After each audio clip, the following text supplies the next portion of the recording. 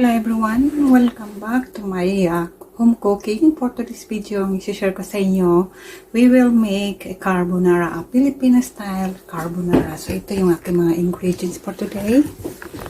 So I have bacon, I have spaghetti. Okay. I have spaghetti here, and then I have 1/2 kilo of beef. I have 2 egg. Ang kailangan lang kasi natin is egg yolk lang. And then I have my broth. And then whipped cream.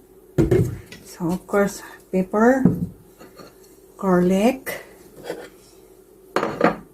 salt and nutmeg. And mayroon tayong cheese. Okay? And of course, hindi sasarap yung ating recipe without Nor. Nor, baka naman. Ready for sponsoring. Okay? So now, ang gagawin muna natin is, pakuluan muna natin yung ating spaghetti. Okay? And then, this one, kailangan natin siyang ipa-fried. Okay? So we will start. Kailangan natin lagyan ng salt yung ating cold water para mag-absorb na ito. Boiled na yan siya, guys. Ayan. Yung ating. So, yung ginamit ko is ito. Organic. And this is 1 pound. Ito kasi sa US, guys. Pounds yung ginagamit nila, hindi kilo. So, yung 1 pound nila dito is 450 grams like that. Okay.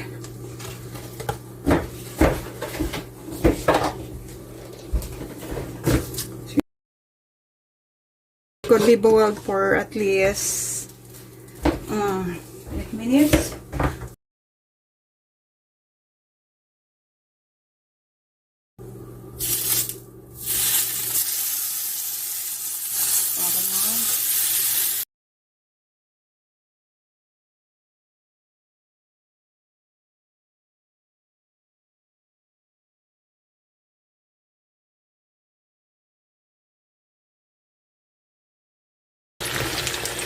Ang gagawin natin ay hindi na tayo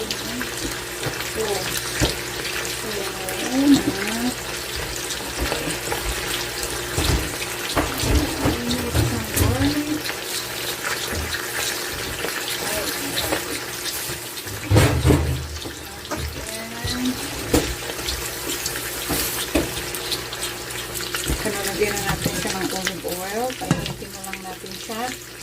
Okay, so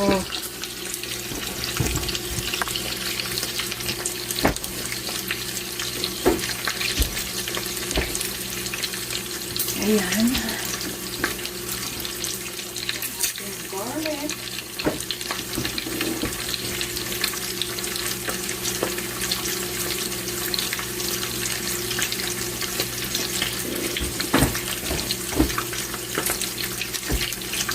Lagyan na tayo ng garlic.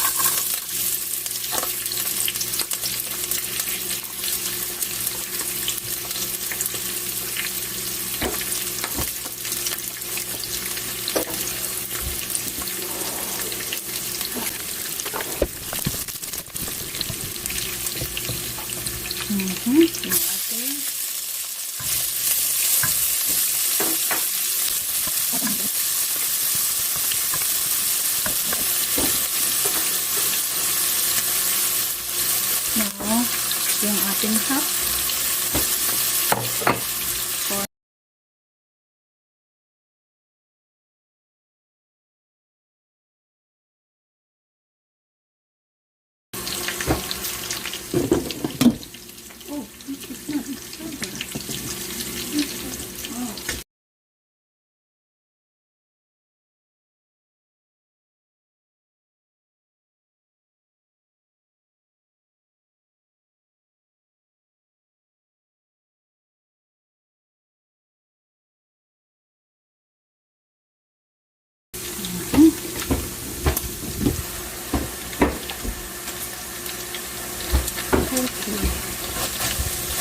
Gonna be.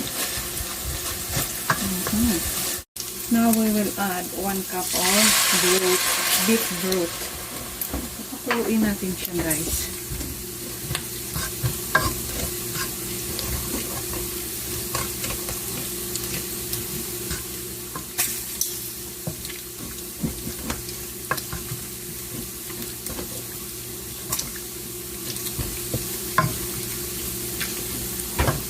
So we'll make a medium light fire for that. So I already add 1 cup of fruit.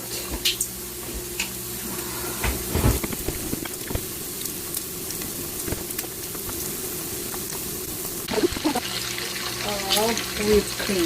This is a whipped cream, guys. So we will add 2 and 1 cup cup.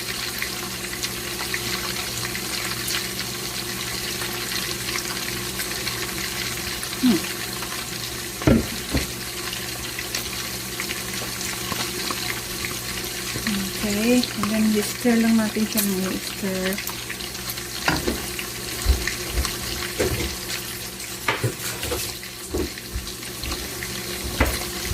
And i-add na rin natin yung ating mushroom.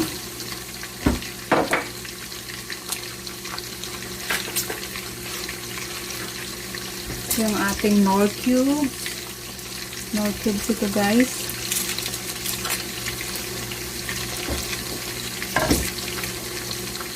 Yung ating salt and our nutmeg. Yan, pagsama-samahin na siya. Maglagay din tayo ng ayan, pepper.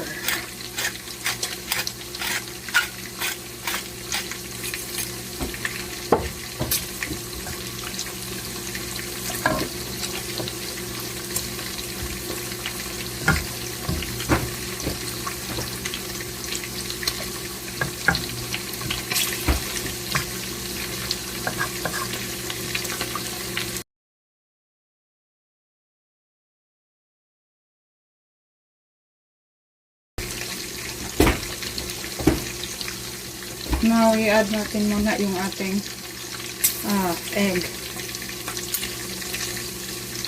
Yung egg kasi pang pasarap.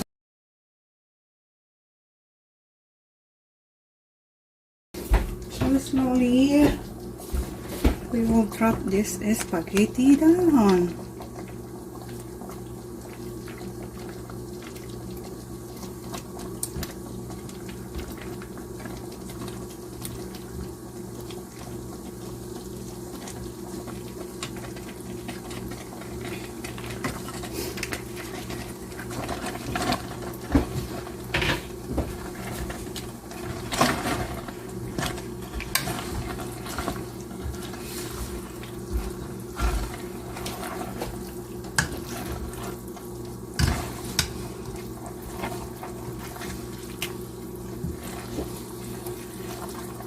Here, look. Oh, thank you.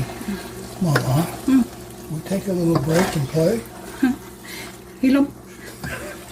You better stay where you are.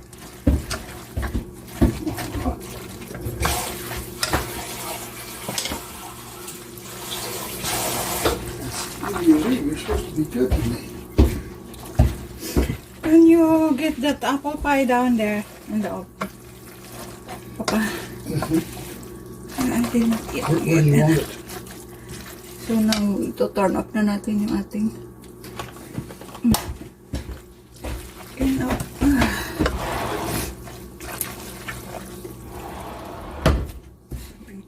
siya ang ating carbonara.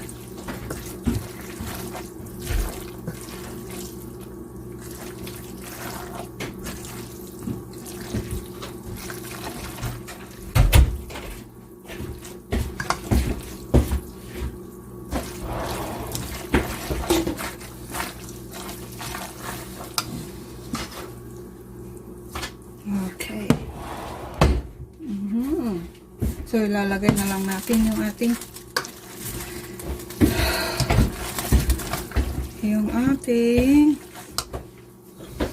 bacon. Bacon and parmesan.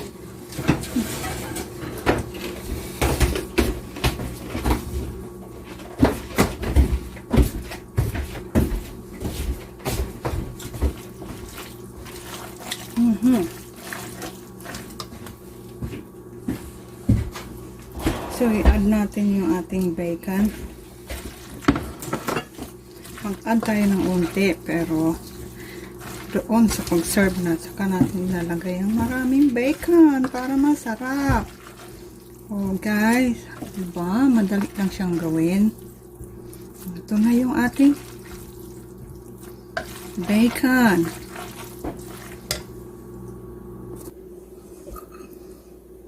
Kuha ka lang ng kunti. I'm ready to serve.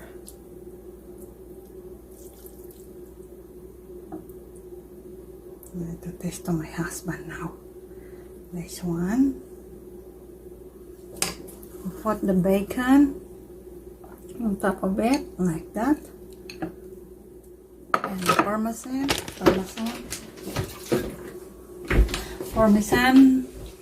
I'm sorry, I cannot. And you add parmesan cheese on the top of it, like that. And that is ready to serve. Ayan. So, ito na yung ating carbonara. Thank you so much for watching this my vlog. And don't forget to subscribe and post the button all below para magiging updated kayo sa next kong video, guys.